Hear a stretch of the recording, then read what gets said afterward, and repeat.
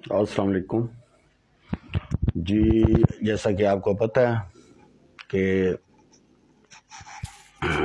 نہج البلاغہ ہماری پہلی کتاب ہوتی ہے. اس سے پہلے یا اللہ مدد، یا محمد مدد، یا علی مدد، لا الہ الا اللہ محمد رسول اللہ، علی الولی اللہ، وسیع رسول اللہ، وخلیفۃ بالفضل. آج کی جو ہے پڑھی حکمت نمبر 103 ہے پڑھی، جس کا نام ہے بوسیدہ لباس. آپ کے جسم پر ایک بوسیدہ اور پیوندار جامہ دیکھا گیا تو آپ سے اس کے بارے میں کہا گیا. مولا علی نے فرمایا، اس سے دل متواضع اور نفس رام ہوتا ہے اور مومن اس کی تعصیح کرتے ہیں. دنیا اور آخرت آپس میں دو ناسازگار دشمن اور دو جدا جدا راستے ہیں. چنانچہ جو دنیا کو چاہے گا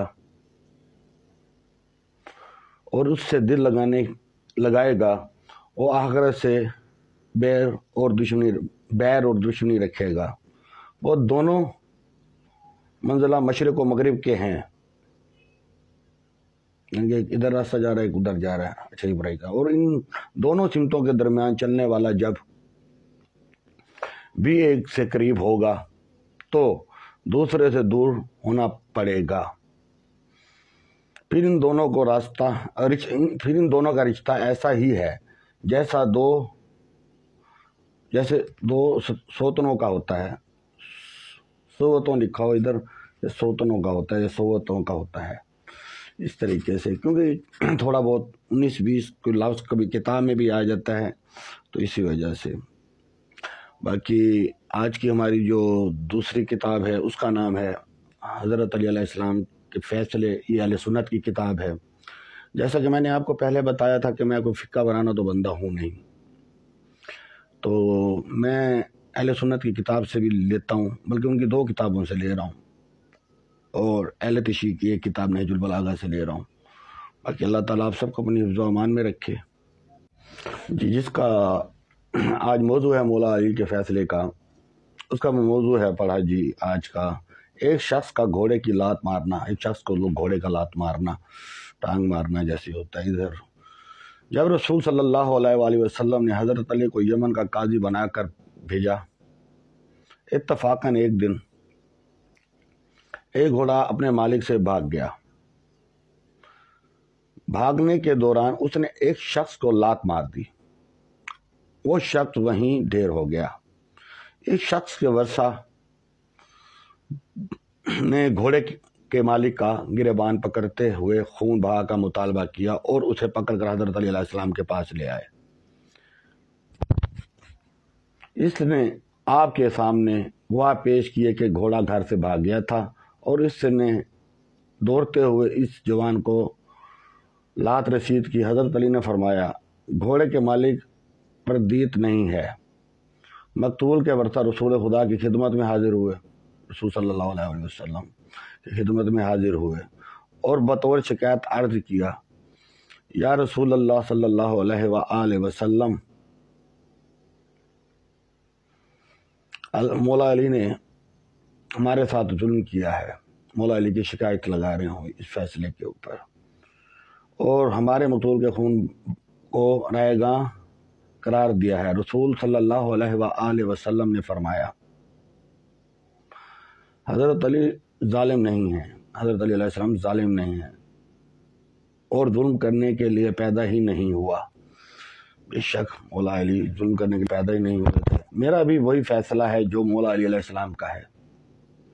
جب اہل یمن نے رسول صلی اللہ علیہ وسلم سے حضرت علی علیہ السلام کے بارے میں یہ فرمان ذیشان سنا تو عرض کرنے لگے، یا رسول اللہ، ہم علی کے فیصلے پر راضی ہیں اور ان کی بات کو دل و جان سے پسند کرتے ہیں. آن حضرت صلی اللہ علیہ وآلہ وسلم نے فرمایا، تمہارا اس فیصلے پر راضی ہونا تمہاری توبہ ہے. مولا آپ سب کو اپنی حفظ و امان میں رکھے، صدقہ اہل بیت کبھی کسی کا محتاج نہ کرے. آج ہم ایک اور بھی لے لیتے ہیں اس میں سے، کہ ہمارے پاس 10 منٹ کا بھی لاگ ہوتا ہے اور اس میں سمجھ لیں ٹائم ہے۔ اس کا جی ایک دوسرا فیصلہ ہے، احرام باندھے شخص کے اونٹ کا مرغ کے انڈے توڑنا۔ کتاب عجاب احکام امیر المومنین کے مؤلف نے صاحب مناقب سے روایت نقل کی ہے۔ انہوں نے لکھا ہے کہ ایسا انصاری شخص سے روایت ہے کہ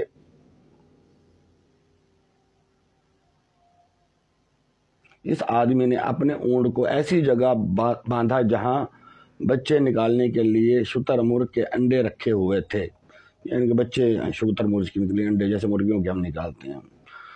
وہ انڈے اونٹ کے پاؤں تلے آ کر ٹوٹ گئے۔ وہ شخص حضرت علی علیہ السلام کے پاس آیا اور اس نے آپ سے اس فیصلے کی درخواست کی۔ حضرت علی علیہ السلام نے فرمایا، اونٹ کے پاؤں سے پامال ہونے والے ہر انڈے کے بدلے ایک اونٹ کی خانہ کعبہ میں قربانی کرو، یا پامال شدہ انڈوں کی تعداد کے مطابق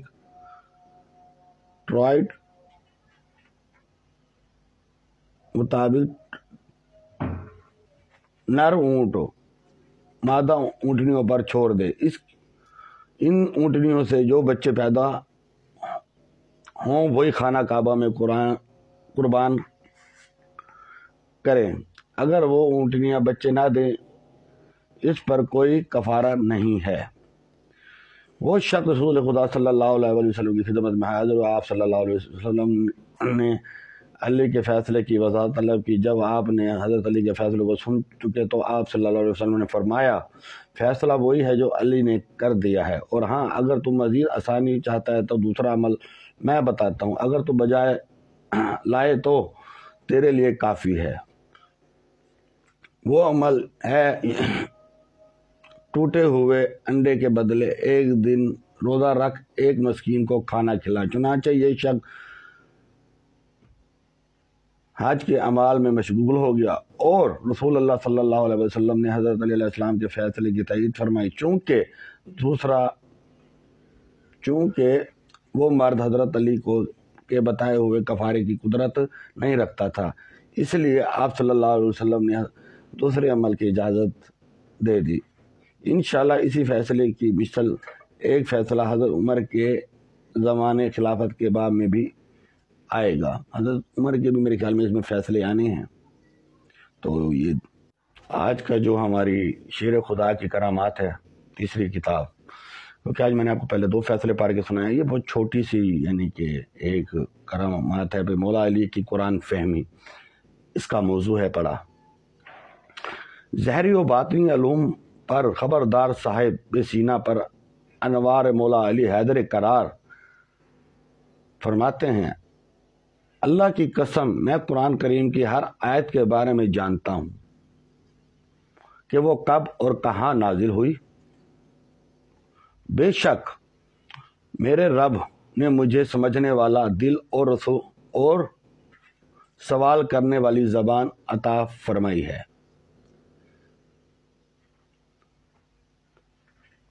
بے شک مولا آپ سب کو اپنی حفظ و امان میں رکھے، تڑپنے پھڑکنے کی توفیق دے، دل مرتضی سوز صدیق دے۔ یہ اس کا ایک شعر بھی ساتھ ہے پڑھا۔ جی آپ سے میں نے کچھ بات بھی کرنی تھی، تھوڑی سی کبھی آ جاتی ہے، میں نے آپ کو بتایا کہ تھوڑا سا رک کے بولتا ہوں تاکہ میری کوشش یہی ہوتی ہے کہ کسی طریقے سے بھی کوئی لفظ ایسا غلط نہ بولا جائے، اگر نکل بھی جاتا ہے منہ سے غلط تو اس کی تصدیق کے لیے میں پھر صحیح لفظ بولتا ہوں، تاکہ میرے بہن بھائیوں بزرگوں بچوں تک کتب کے نام کے ساتھ ایک صحیح چیز جانی چاہیے، کل کو کوئی مولوی میرے پہ بھی فتویٰ نہ لگا دے، کیونکہ میں وہ بندہ ہوں جو آپ ہیں، جو ہم عام دنیا میں رہتے ہیں، کیونکہ میں کوئی عالم دین تو ہوں نہیں، لا کا اسٹوڈنٹ ہوں، تھوڑا سا یعنی کہ تھوڑا سا اس لیے کہتا ہوں کہ جی پریکٹس نہیں کرتا۔ باقی اللہ تعالیٰ آپ سب کو اپنی حفظ و امان میں رکھے، کبھی کسی کا محتاج نہ کرے، صحت عزت ترقی والی زندگی عطا فرمائے، ہمیں رسول خدا کے دین پر چلنے کی توفیق عطا فرمائے، ہمیں کبھی کسی کا محتاج نہ کرے۔ اللہ تعالیٰ آپ کے بچوں کو کامیابی اور کامرانیاں عطا فرمائے، اللہ تعالیٰ آپ کی دنیا و آخرت لاجواب عطا فرمائے، بہترین دنیا اور آخرت میں بھلائی عطا فرمائے۔ الہی آمین۔